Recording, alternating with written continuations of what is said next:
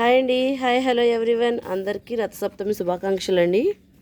నేనైతే రథసప్తమికి నా స్టైల్లో పాలు పొంగించుకుంటున్నాను. అంటే అందరూ చాలా వరకు రథం అయ్యి చేస్తారు కదండి చిక్కుడుకాయలతో. నేనైతే ఎప్పుడూ చేయలేదు. సో అందుకే మళ్ళీ స్టార్ట్ చేయకూడదు మిడిల్లో అని చెప్పి నేనైతే పెట్టుకోలేదండి చిక్కుడుకాయ రథం చేసుకుని. నేనైతే సింపుల్గా ఇలా భోగి పిడకలతో పెట్టుకుని దీపారాధన చేసుకుని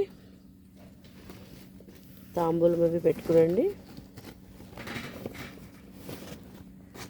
పాలు పొంగించుకుంటాను. ఆ ప్రసాదంని ఫస్ట్ అగ్నికి మరియు సూర్య భగవానుడికి అండ్ తులసమ్మకి ప్రసాదంగా పెట్టి తర్వాత ఆ ప్రసాదం మేము అందరం తీసుకుంటామండి. ఇదైతే నేను తులసమ్మ దగ్గర చేస్తున్నాను, తులసి కోట దగ్గర.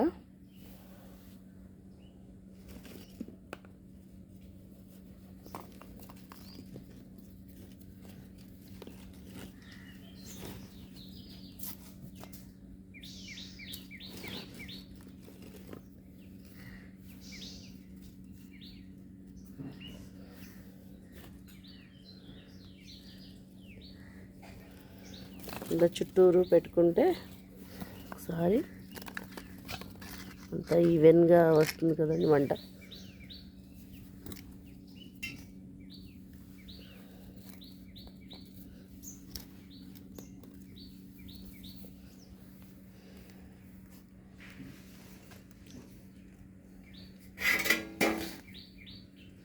మా చిన్న అబ్బాయి కూడా నాకు హెల్ప్ చేస్తున్నాడండి. మా పెద్ద అబ్బాయి ఏమో లోపల హెల్ప్ చేస్తున్నాడు.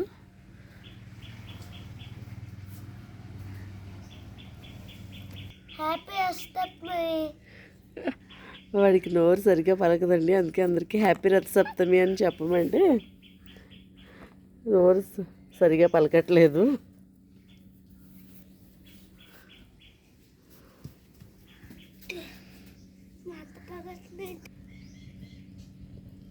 పాలైతే పొంగుతున్నాయండి, స్టార్ట్ అయినాయి.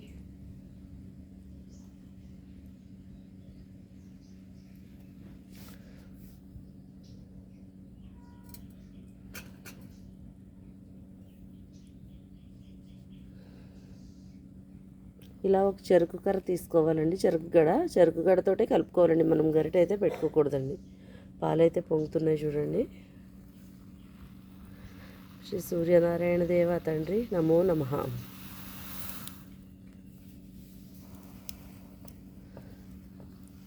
వన్ టైం పొంగింది కదండి, ఇలా కలుపుకోవాలి.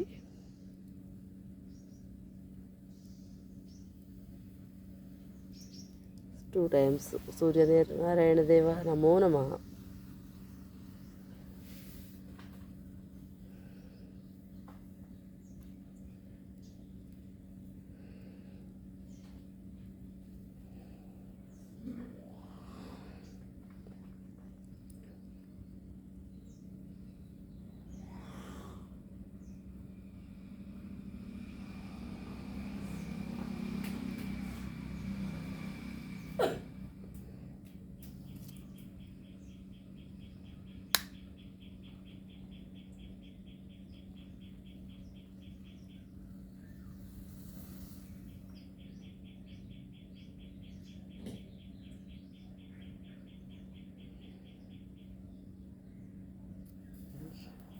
ఆ టైం కూడా పొంగిందండి.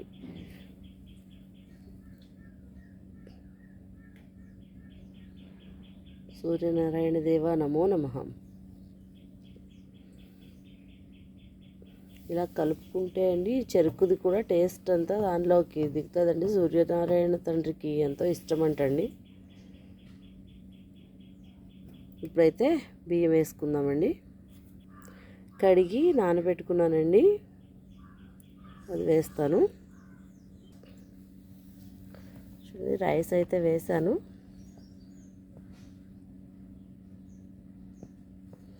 ఇలా కలుపుకుంటూ ఉండాలండి.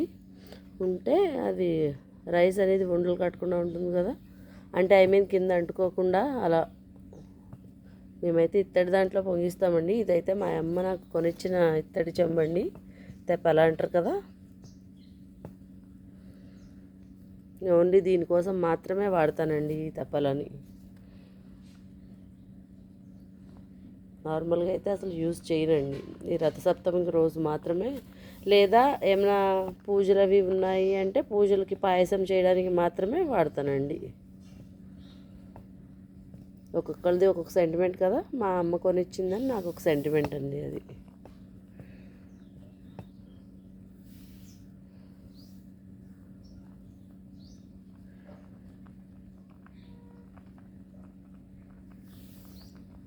ఆల్మోస్ట్ అయిపోవచ్చిందండి. రైస్ అయితే బాయిల్ అయ్యింది, మీకు నేను చూపిస్తాను.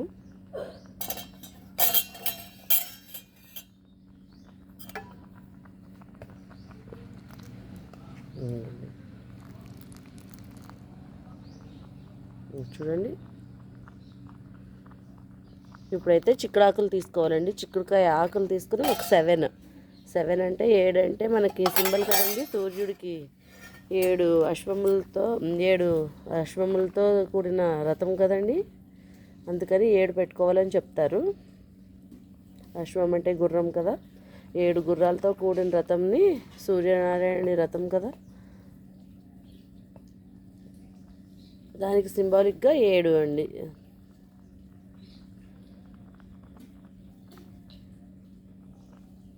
సూర్యుడికి ఇష్టమైన నెంబర్ కూడా 7 అంటండి.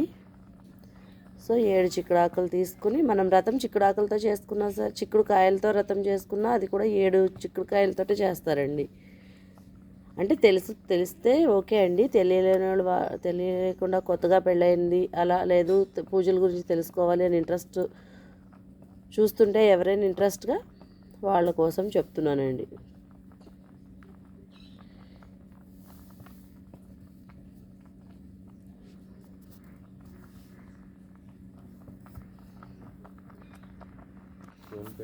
ఇదైతే ఫైనల్లీ రెడీ అయ్యిందండి.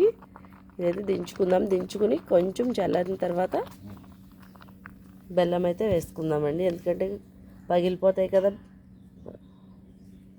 ఇది ప్రసాదం అయిపోయిన తర్వాత, పూర్తిగా ప్రసాదం రెడీ చేసిన తర్వాత కొబ్బరికాయ కొట్టుకుని నైవేద్యం పెట్టి అప్పుడు మళ్ళీ వస్తానండి. చూడండి, ఫైనల్లీ సూర్యనారాయణమూర్తికి అయితే సమర్పించుకున్నానండి. ఇంకా అయితే బయటికి తీసుకెళ్ళలేదు పైకి, అంటే ఇక్కడైతే సూర్యనారాయణ దేవుడు కనిపిస్తున్నాడు. ఇక్కడైతే ఎండ కూడా వచ్చిందండి, ఎండ కూడా కనిపిస్తుంది కదా. ప్రసాదం అయితే రెడీ అయింది. నేను కొబ్బరికాయ అన్నీ తీసుకొట్టి నైవేద్యం కూడా సమర్పించుకున్నానండి. సో ఇంతేనండి ఈరోజైతే. థ్యాంక్స్ ఫర్ వాచింగ్ అండి. బాయ్. మా వీడియోస్ అయితే నచ్చినట్లయితే లైక్ చేయండి, షేర్ చేయండి, సబ్స్క్రైబ్ అయితే చేసుకోండి, కామెంట్ మాత్రం చెయ్యండి. బాయ్ అండి.